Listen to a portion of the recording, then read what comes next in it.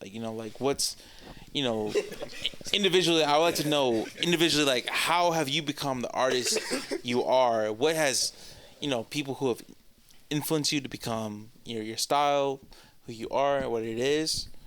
I'd like to know one by one. Chelsea, want to answer this question first? I got you. Got you. Let's go. So, my biggest influences are in this top 5 that will never change for me. What's that? Number 1, Michael Jackson. Number 2, The Weeknd. Number 3, Chris Brown. Number 4, Kanye West. And number 5, Brent Faiyaz. Okay, what no Brent?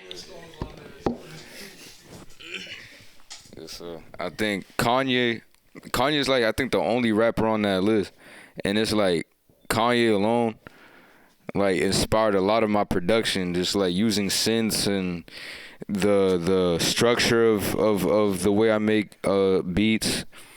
Michael Jackson, his sonics, like there's so many unreleased music from him that I listened to where he was laying out ideas that I wouldn't even like imagine. And it's like the way he uses his voice is really inspiring.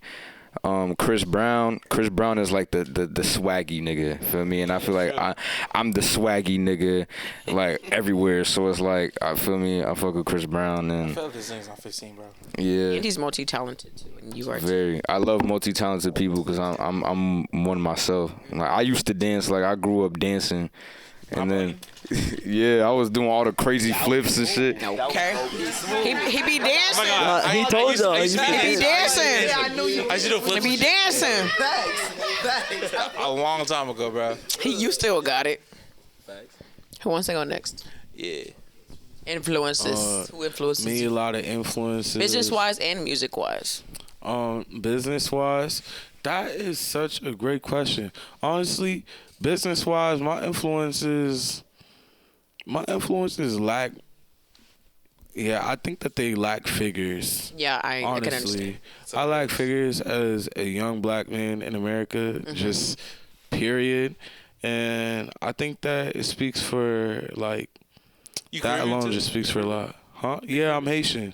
Oh, I'm shit. Haitian. Hell yeah, nigga. Yeah, so you know, first, Yeah, man. Said you felt first it. free black people. You're all done for Hey, the nigga. night. Yeah, first free black people. So that's where my drive comes from. Period. That's where my being comes from. Just being Bro, it's Haitian. my soul, bro. So a lot of just the fire that I carry is Haitian. You know, Yeah. Yeah, the that's what it ability of I can do this, or I know I can work the hardest in the room, so I can apply myself and get to where I want to be.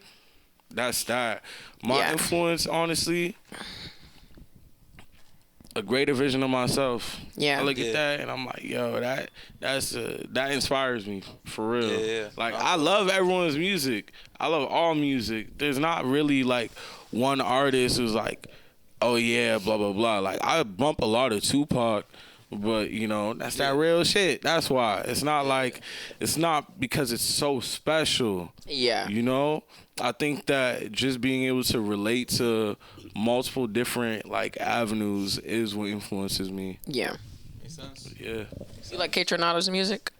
Yeah, I do. I need to listen to more of it, but like I'm definitely good. getting more into that house Yeah. vibe and shit. He's Haitian. He's good. Yeah, he's Usher fine. Haitian too. Usher. Yeah. Old school Usher. Baby by Haitians. Like, What yeah, you- she love Haitians. Mind your business. Mind your business. She got baby by Haitians. All right, but y'all. I want to go next. I'll go next. My biggest influence in terms of like MCing and just writing lyrics is Big L. Rest in peace. Oh shit. Who is Big L? What? I ain't never heard Oh of my him. God! Skate out. Tell me more, Maceo. Big L was an amazing rapper from the 90s. He came from Harlem. You know, he was part of the Digging in the Crates crew. You know what I'm saying? Put it on, Big L. Put it on. Yeah. Put it on and on and on. Rest in peace. That's my biggest influence in terms of lyrics. You know, another influence in terms of lyrics. You know, obviously you got guys like Nas. But one that really influenced my style in terms of, was like Joey Badass. Okay. You know what I'm saying? Yeah. Because like he was like part of that neo boom bap thing, that like that rise that happened in like the early 2010s. Yeah, Pro Era. You know, you had like Pro Era. You had freaking Mac Miller, guys like that. You know, but out of that whole era, Joey Badass really like stuck with me personally. And then like it was in terms of like flow, I'd have to say like MF Doom. You know what I'm saying? MF Doom was crazy. Yeah, MF Doom. He really like taught me how to be a little bit more intricate. You know what I'm saying? Like in terms of a technical aspect, as well as Eminem. You know, as trash as his music is today. But like, like he taught me. Like I watched the 60-minute video from like when he was still good, and he was. He was still Why are you laughing, yo? Yeah. Y'all watched it together? No. No? Y'all all seen it? But he was rhyming shit with like you know how people say orange is an impossible word to rhyme with. He was like, he came up with like a billion things that rhymed with orange right there on the spot. Hinge. And like what he said in the interview is like you can't just say the word like straightforward. You have to break it down in a way to like you got to bend the word. Manipulate. Exactly. And that's something I learned from Eminem, how to bend my words. You know what I'm saying? Like on some Avatar shit. Like. Yeah, on some Avatar shit. Hell yes. I like that a lot.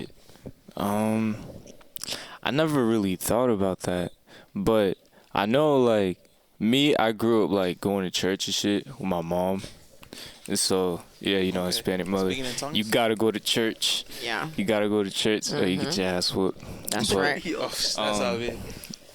Fucking gospel music. I feel like that's one big inspiration because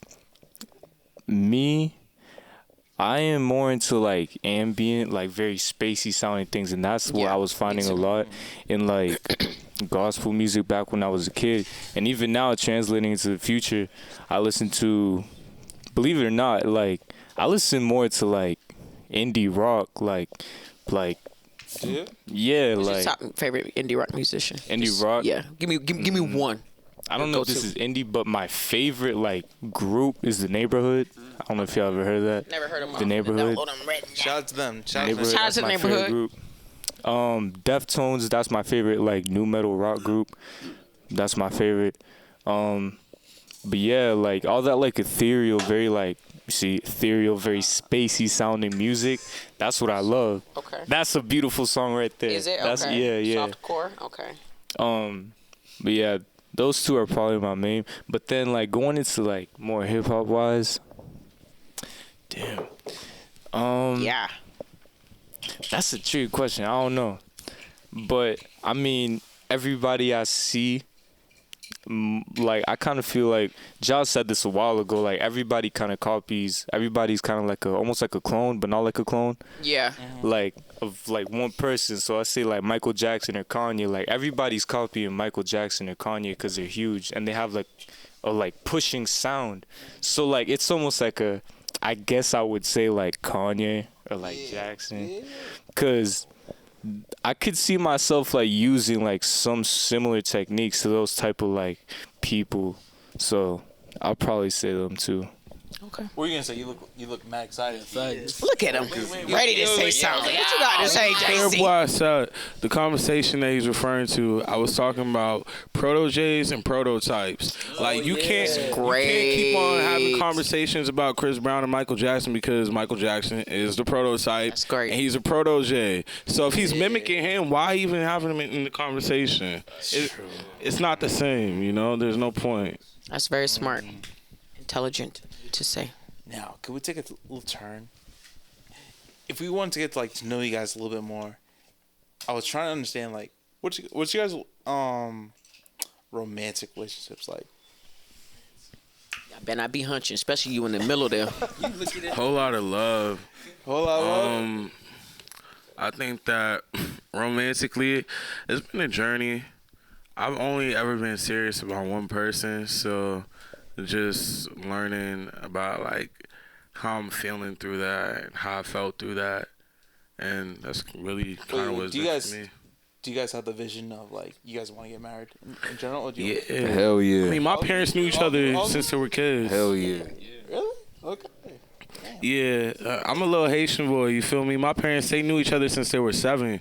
So, yeah. So I grew up knowing that people can't love each other for that long. So it's been different for me. Even like through ups and downs, I've always had like the vision of, yo, I'm gonna get old with someone. You know, I don't think I'm about to just be walking around looking for someone. Yeah. I mean, you can get old looking for somebody. Like you just walk around. Like, Nah, because I won't have that sort of luxury when I get old. You know, I want to be I imagine myself. You know, there's a lot of things that I could want, but I really do imagine myself in a space where I'm growing wisdom with someone, growing wealth with someone. You know, things like that.